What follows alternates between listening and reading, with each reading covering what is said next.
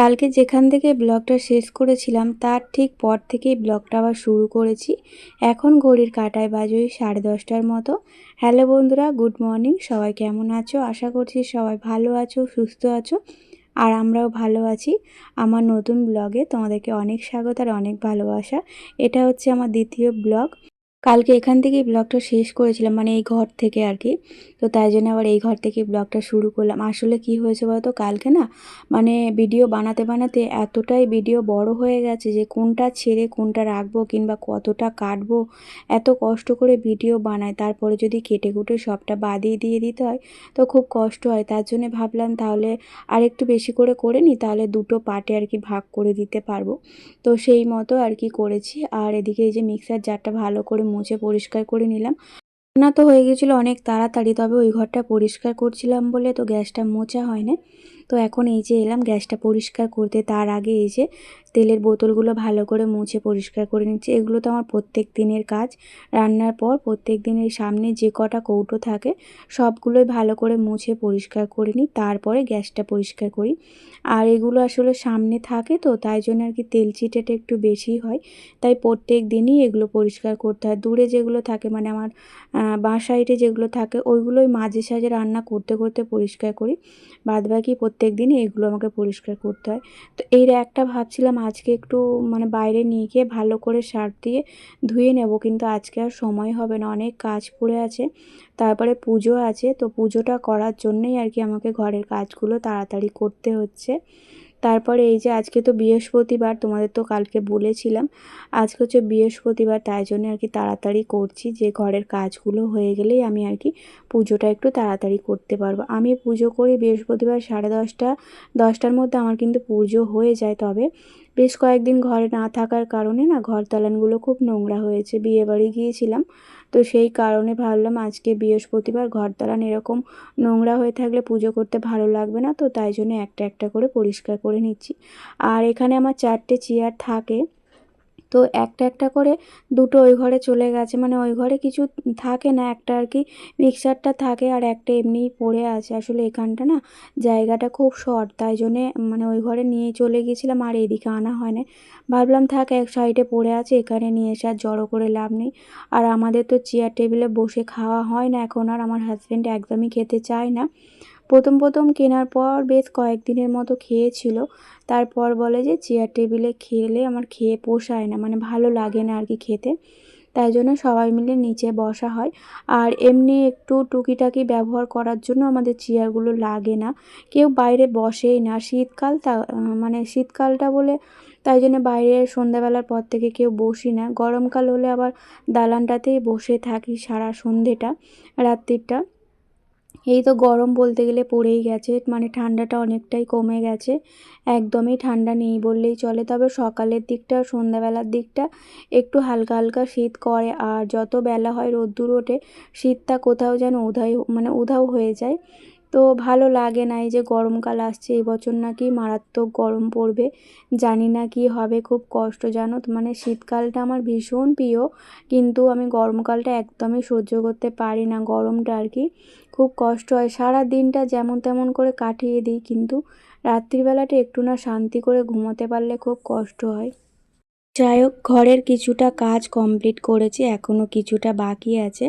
তো ভাবলাম বাসনপত্রগুলো আগে মেজে নিই, তারপরে ঘর দালানটা পরিষ্কার করব আর কি, বাদ বাকি যতটুকু বাকি আছে। আর ওই যে দেখো গামলার মধ্যে এক গামলা কাচাকুচির পড়ে আছে, সেগুলোকেও কাচতে হবে। আর আমাদের উঠোনে তো খুব একটা রোদ্দুর লাগে না, আম গাছটার কারণে পুরোটাই ছাওয়া হয়ে থাকে। তবে গরমকালে প্রচুর রোদ্দুর লাগে, শীতকালেই লাগে না। আর এই আম গাছের গোড়ায় যতগুলো জিনিস শুকনো করতে দিই না, খুব একটা শুকনো হয় না। তো ভাবছি আজকে ওই পাশের বাড়ি মাসিমাদের ছাদে আর কি দিয়ে আসবো। কারণ কী বলতো, শুকনো না হলে না আবার ঘরের মধ্যে মিলতে হবে। আর আমার দালানে না বড় বড় জিনিস মিললে না আমার খুব যাওয়া আসার অসুবিধা হয়। মানে ছোটোখাটো জামা টামা হলে এগুলো মিলে দিয়ে অসুবিধা হয় না, কিন্তু চাদর আরে দিলে না খুব অসুবিধা হয়। তা মাসিমাদের ওদিকটা না, ছাদের ওদিকটা সকাল থেকে একদম সন্ধ্যা পর্যন্ত রোদ্দুর লাগে, মানে যতক্ষণ থাকে। তো ঝট করে শুকনো হয়ে যাবে। আর কয়েকদিন ধরে দেখছি একটু মেঘলা মেঘলাও হচ্ছে, জানি না বৃষ্টি হবে কি। তবে এবছর কিন্তু শীত পড়া থেকে একবারও বৃষ্টি হয়নি। অন্য অন্য বছর কিন্তু শীতকালেও বৃষ্টি হয়, তবে এবছর খুব একটা হয়নি একদম, খুব একটা বলবো না, একদমই হয়নি। তো চলো, সমস্ত কাজকর্ম তো হয়ে গেল বাইরে, তবে কাচাকুচিগুলো এখনও বাকি আছে। তো ভাবছি এই ঘর দালান ভালো করে ঝাড়ু দিয়ে পরিষ্কার করে নিই, তারপরে আর কি বাইরেটার কাজগুলো করব। আমার হাজব্যান্ড চলে এসেছে, ও বিছানায় বসে আছে। ও চান টান করে ওকে বললাম, এখন যেহেতু ও যাবে না, একবারে খাওয়া দাওয়া করে যাবে, তো ওকে বললাম তুমি বিছানায় বসো, কারণ আমি ঘর দালানটা ঝাড়বো মুছবো, আমার নিজের অসুবিধা হবে। ঘরের মধ্যে কেউ থাকলে না আমার ঘরের কাজ করতে ভালো লাগে না। ফাঁকা ঘরে দেখবে তাড়াতাড়ি ঘরের কাজকর্মগুলো হয়ে যায়, কিন্তু ঘরে যখন লোকজন থাকে না তখন খুব অসুবিধা হয়। মেয়ে থাকলে মেয়েকে বিছানায় তুলে দিই, আর হাজব্যান্ড এলে হাজব্যান্ডকে বলি বিছানায় বসতে।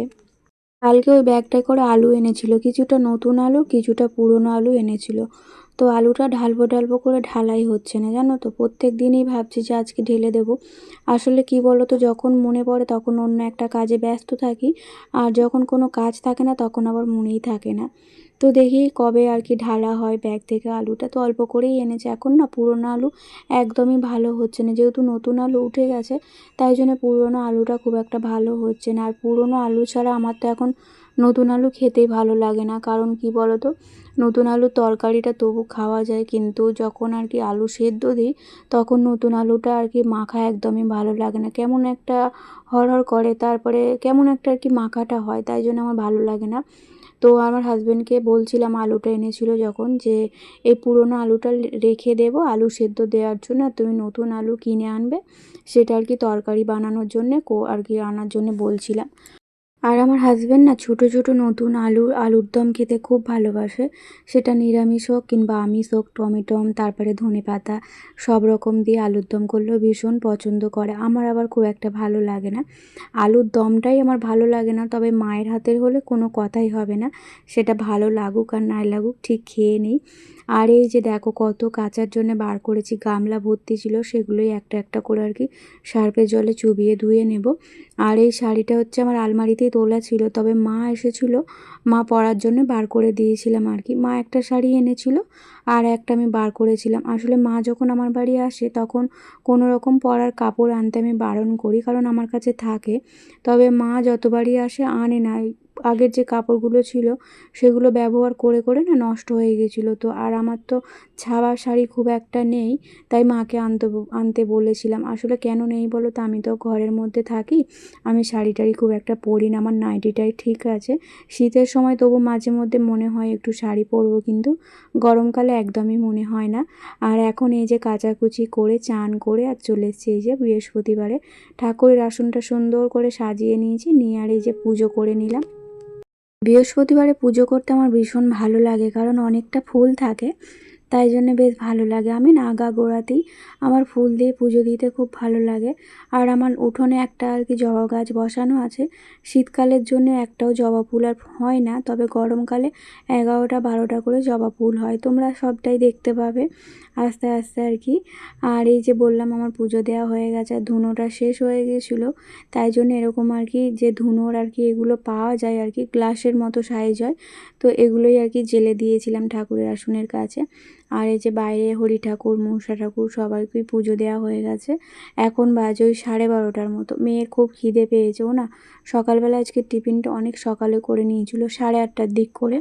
স্কুলে যাবে বলে তো রেডি হচ্ছিল, কিন্তু কেউ যাবে না বলে আমি আর ওকে পাঠালাম না, তো সেই কারণে যে টিফিনটা স্কুলে নিয়ে যাবে ভেবেছিল সেটাই আর কি ওকে খাইয়ে দিয়েছি। আর খিদেও পেয়ে গেছে এখন, তাই ভাবলাম ওকে আগে খেতে দিয়ে দিই, আমরা সেই বেলার দিক করে খাবো, মানে ওই 1টা 1:30টার দিক করে খাবো। আমি এখনও চুল টুল আঁচড়াইনি, তো চুল আঁচড়াবো, ক্রিম মাখবো। আর আজকে তো কি রান্না হয়েছে আগের ভিডিওতে বলেই দিয়েছি, তাও এই ভিডিওতে তোমাদের একবার বলে দিচ্ছি। আজকে রান্না হয়েছে সোয়াবিনের তরকারি আর হচ্ছে বেগুন ভাজা, তবে সোয়াবিনের তরকারিটা একটু গ্রেভি গ্রেভি রেখেছিলাম, মানে মাখা মাখা করেছিলাম, তাই জন্য আর ডাল করতে হয় না। আমার হাজব্যান্ডকে জিজ্ঞাসা করেছিলাম, কিন্তু ও বললো ডাল আর বানাতে হবে না, তাই জন্যে। মেয়ে তো খাবার সময় ফোন দিতেই হয়, তো ফোন দেখতে দেখতে ভাতটা খেলো। তারপরে এই যে আমি একটু কাজ করছিলাম, তো ভাবলাম চুলটা আঁচড়ে নিই। চান করার পর না আমি খুব একটা চুল আঁচড়াই না, আমি আগে চুল শুকনো করে নিই। চুল শুকনো হলে তারপরে আর কি চুল আঁচড়ে নিই। ভেজা চুল আঁচড়ালে কী হয় বলো তো, খুব বেশি চুল ওঠে। আর শ্যাম্পু করলে তো আমি একদমই চুলে চিরুনি লাগাই না, পুরো চুল শুকনো হলে তারপরে চিরুনি দিই। আর চুল তো এখন সবটাই উঠেই গেছে বলতে গেলে, মানে যা ছিল তার 4 ভাগের 1 ভাগও আমার মাথাতে আর নেই। তাও যেটুকুটা আছে সেটুকুটার যত্ন করি আর কি। আর আমার চুল কাটতে একদমই ভালো লাগে না, তো নিচের চুলটা একদম পাতলা হয়ে গেছে, মানে গড়ার দিকের চুলটা আর কি। তো তাও আমি চুল কাটছি না, কারণ আমার একদম ভালো লাগে না চুল কাটতে। তো চুল থাকলে দেখতে বেশি ভালো লাগে। তো যাই হোক, এখন ক্রিম মেখে নিলাম। শীতকাল মানেই তো ক্রিম মাখতে হবে। তবে গরমকালে আমি কিন্তু কিছু ইউজ করি না, শুধুমাত্র শীতকালে ইউজ করি। মেখে তারপরে এই যে কয়েকটা জামা কাপড় শুকনো হয়ে গেছিলো, তো সেগুলো এনে আনলাম আর কি। এগুলো আর কি আজকেরও না কালকেরও না, এগুলো সেই পরশু দিনের আর কি জামা কাপড়। তো সেগুলো 2 দিন ধরে শুকনো হয়েছে। তো মোটা মোটা জামা, তো জিন্সের জামা, তো আজকে দেখলাম পুরোপুরি শুকনো হয়ে গেছে। তো ভাবলাম ভাঁজ করে একদম আলমারিতে ঢুকিয়ে দেব। কয়েকটা জামা কাপড় গোছানো হয়ে গেছে আর আলমারিতে ঢোকানোও হয়ে গেছে। আর কয়েকটা জামা কাপড় আছে, সেগুলো আজকে আর কি ঢুকিয়ে দেব। কোথাও গেলে তো মানে ভালোই লাগে, কিন্তু কোথাও থেকে আসার পরে এই যে এত কাচাকুচি করতে হয়, সেগুলোকে একটা একটা করে ভাঁজ করে আলমারিতে গুছিয়ে রাখতে হয়। এটাই আর কি বিরক্তির কাজ। তবে আমি এক্সট্রা জামা আর কি নিয়ে গিয়েছিলাম অনেকটাই, তো সেগুলোও আর কি সবগুলো কেচে নিয়েছি। আসলে ভেবে গিয়েছিলাম এক, আর হয়েছে আর এক। তো ওদের আর কি 2বার ধরে গায়ে হলুদ হয়, মানে বিয়ের আগের দিন একবার হয়, বিয়ের দিন হয়। তো সেই হিসাবে আমি আর কি 3টে শাড়ি নিয়ে গেছিলাম, রাত্রিরের একটা, আর আগের দিনের একটা, পরের দিনের একটা। হলুদ শাড়ি নিয়ে গিয়েছিলাম, কিন্তু তো ওখানে গিয়ে দেখলাম অন্যরকম আর কি নিয়ম। 2 দিন ধরে গায়ে হলুদটা হয়েছে, তবে বেশি অনুষ্ঠান করে হয়েছে বিয়ের আগের দিনকে। তো সেই হিসাবে পরের দিনের যে গায়ে হলুদের শাড়িটা নিয়ে গেছিলাম, সেটা আর পরা হয় না। তো কার বিয়ে সেটা তো তোমাদের বলাই হয় না। আমি না ব্লগ বানিয়েছিলাম, কিন্তু এটা যেহেতু আমি নতুন চ্যানেল খুলেছি, তাই তোমাদের সঙ্গে শেয়ার করতে পারলাম না। তো আমার ভাইয়ের শালির বিয়ে ছিল। আর এই যে দেখো, কয়েকদিন ধরে খুব কুল খাবার ইচ্ছা হচ্ছিল, কিন্তু সরস্বতী পুজোর কারণে আমি কুল আনতে বারণ করেছিলাম, যেহেতু মেয়েটা পুষ্পাঞ্জলি দেয়। তো এখন যেহেতু সরস্বতী পুজো হয়ে গেছে, তো হাজব্যান্ডকে বলার পর এই যে লাল লাল সবুজ সবুজ কুল এনে দিয়েছে, তো এটাই আর কি খাবো। আমার কুল খেতে খুব ভালো লাগে, জানো তো। টক কুলটা আবার চাটবাট করে খেতে বেশি ভালো লাগে। আর এই যে মানে যেখানে গিয়েছিলাম সেখান থেকে আসার পর আর কি, বিয়ে বাড়ি থেকে জুতোগুলো না একদম শার্পে দিয়ে ভালো করে কেচে দিয়েছিলাম। আসলে গেটের সামনে জুতোগুলো খোলা ছিল, ঘরের মধ্যে বসেছিলাম তো, আর জুতোগুলো মাড়িয়ে মাড়িয়ে না পুরো ধুলোতে সাদা করে দিয়েছিল, খুব নোংরা হয়ে গেছিলো।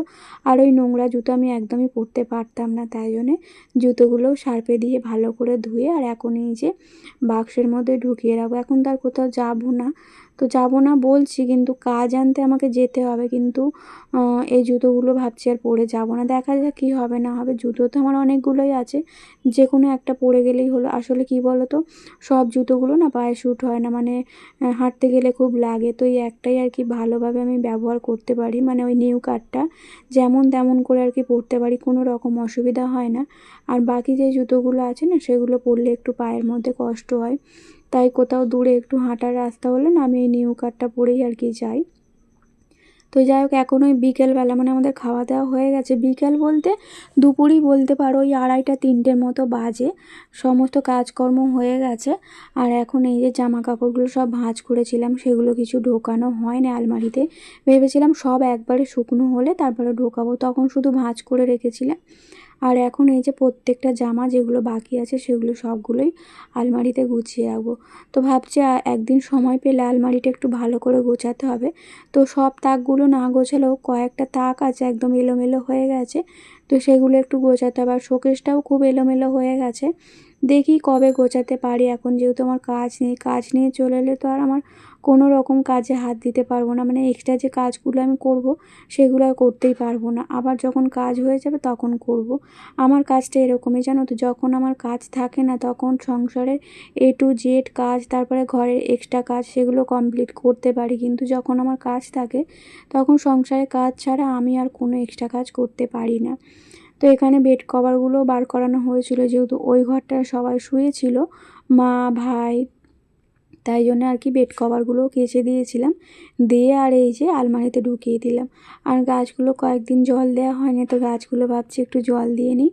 কী বলো তো, গাছগুলো না বর্ষাকালে বেশ ভালো হয়, মানে সব সময় আর কি বৃষ্টি হয়, আকাশের জলটা পাই, তো গাছগুলো তখন একদম মানে কি বলো খুব সুন্দর বাড়ে, গ্রো করে। কিন্তু এই শীতের সময় বলো গরমকালে বলো, গাছগুলো একদম নেতিয়ে যায়, মানে বাইরে বার করানো থাকে, রোদ্দুরটা একভাবে লাগে, তার কারণে মাটিগুলো শুকনো হয়ে যায়। আর প্রত্যেক দিন গাছে জল দেওয়া হয় না, মনে থাকে না বলে, তো আগের মতো গাছে আর সেরকম যত্ন করতে পারি না। তাও চেষ্টা করি আর কি যতটুকু পারি আর কি গাছগুলোর যত্ন করতে। তো মানি প্ল্যান্ট গাছের কোনো যত্নই নেই। তো বন্ধুরা চলো আজকের ব্লগটা এই পর্যন্তই, দেখা হবে নতুন ব্লগে। টাটা।